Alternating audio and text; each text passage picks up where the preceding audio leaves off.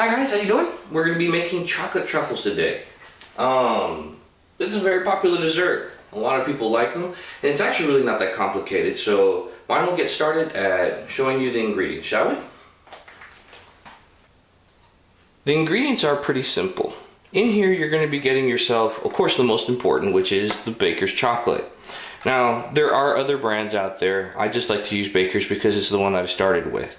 You're going to need the 8-ounce, and it's going to have to either be semi-sweet or dark chocolate. Don't get the milk chocolate, and I'll explain that when we're making it, okay? Then what's going to come is that you're going to need to get the whipping cream. Now, the whipping cream is pretty simple. It is heavy whipping cream. 16 ounces is what you need. Really, you're only going to need 3/4 of a cup. The rest of it, use it for coffee. Cocoa. You can get different kinds of cocoa. I use Nestle, Swiss Miss, Ghirardelli, it doesn't matter. But what does matter is that you kind of get the one where you can get access to the actual cocoa itself. And again, I will explain myself on that. Final, you're going to need a tablespoon of butter. Preferably you want to get butter that's unsalted, but you can still use the salted stuff. It's not going to be such a bad thing. As for tools, of course you're going to need a measuring cup if you have one. A decently strong knife that isn't serrated if it's possible. And the cutting board, this is just a preference. I've done this enough times that I know. The cutting board, if you have a dark one, that would be great. If you don't, if you've ever fooled around with chocolate before, you're going to notice that you're going to get a little bit chocolatey. If you haven't dealt with Baker's chocolate before and cut it up before, there's a few things that you need to know. Chocolate like this cleaves very easily with a knife. So you have to make sure that you have a lot of pressure. I kind of like this method where I put the tip on the actual board itself and push down on it, because if you notice, it just cleaves out. It just comes out, and sometimes it'll go quickly, so watch out for that. Now, I'm a traditionalist. I like doing this with a knife, but if you have a food processor, to be honest, use it. It's so much faster and it does the trick. I said food processor, I did not say blender. Do not use a blender. Tried that once, horrible mistake. So what I'm going to do now is that I'm going to cut up this chocolate, just like that. Remember, I have my fingers here. And what's important is do you need to get super fine chunks? And the answer is no. What will happen is that as you finish up cutting your chocolate, you're just going to get this little container like this.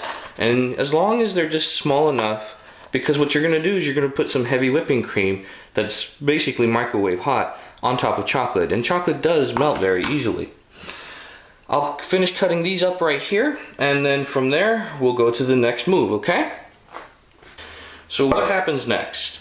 Well, we're going to be getting getting cream to be added on to the chocolate mix so that way we can melt it. This is the reason why you don't need the milk chocolate version, because guess what you're going to be doing? You're adding milk. So what happens is that you're going to need 3/4 of a cup of cream onto the microwave. Alright, it's starting to bubble. It's been about 1 minute and 35 seconds for it to do its job. And now what we're going to be is we're going to put the chocolate and the cream together. So you have your chocolate. I have a fork. You can use a whisk.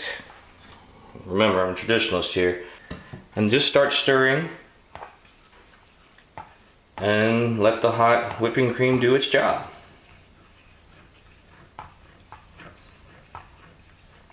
Now at this point, it's also a good time to add the tablespoon of butter. You can also actually put it in the whipping cream in the microwave, but I kind of forgot to do that, so whoops.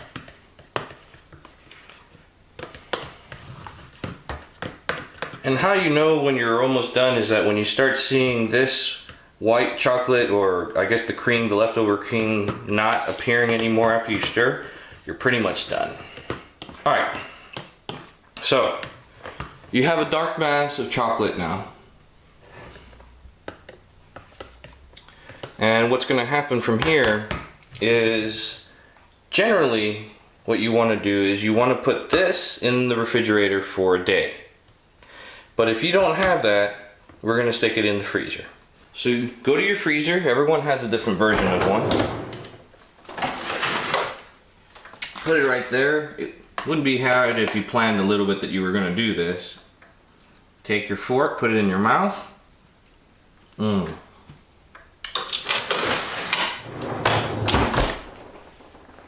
And then, let's just go over here for a second. So I stuck it in the freezer. Putting it in the freezer is going to do a few things. It speeds up the process of hardening the chocolate and the milk together. But what you have to make sure of is that you have to keep on going back and checking on it. The first hour, you're going to be fine not checking on it. After that hour, depending on how your freezer works, and it changes from one refrigerator to the other, it will take from another 30 minutes to another hour before it will be at the right consistency, which I will show you once it comes to that point. If you leave it in the refrigerator, just know that leave it there for about 24 hours unopened, and that's pretty much it for the refrigerator. It makes it easier, but it obviously takes longer because you have to leave it in there for a day. What I'm going to do now is I'm going to clean up after myself, and when I come back into view again, it will probably be an hour to an hour and a half later, okay? Okay, it's been an hour, and I've taken out the chocolate, and basically it's right at the consistency where I need it. How you know is when you stick the spoon in there, you should have a little bit of resistance, but it should be pretty easy. You need to get your cocoa powder. And I use different containers, but I like to use small containers like these.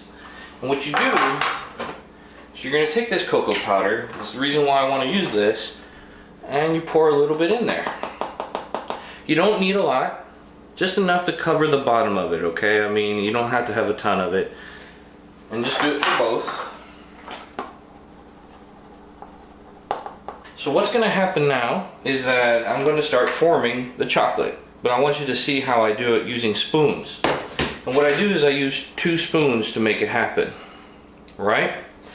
And what I start doing is I start doing this little number right here.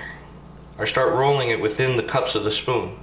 And don't worry if the spoon starts getting chocolate like that, that actually helps. So just start forming. Don't use too much pressure, you're just going to crush it. Just nice and light turns. Keep going in circles. And what will happen is that you're going to start getting balls like this. And remember, this is size to fit, so you can make them as big as you want.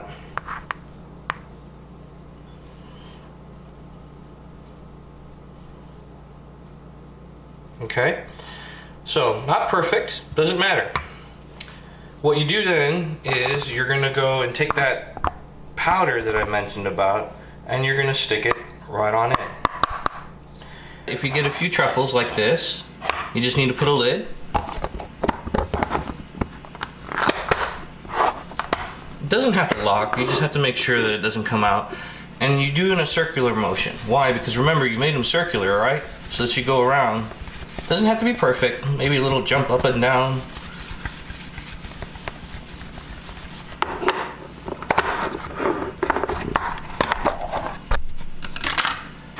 And there you have truffle. Of course, you probably have to do a little bit more. And one last detail, if you notice that maybe after you've taken it out of the refrigerator that you'll see some dark spots because the cocoa powder has actually melted into the chocolate, just add more cocoa powder. Alright, you now know how to make a truffle. It's pretty easy. There's different ways to add more ingredients to chocolate truffles. Like during the point when you're making the chocolate, you can add a shot of liqueur. Be it any flavor, cherry, raspberry, but since I'm making these for a few friends and I don't know if they like that or not, I'm not going to do it. But all I can say is I do hope that you enjoy. I hope that my recipe works out for you. Oh boy, this is going to be delicious. Just know that these are very rich. Alright, well, I'll probably do some other cooking innovations. If you can, just look down through there. I made some other things, and I'll keep it up. Anybody have any questions about certain things, I'll do it. But remember, I don't like to do really complicated meals because that way no one will ever make them.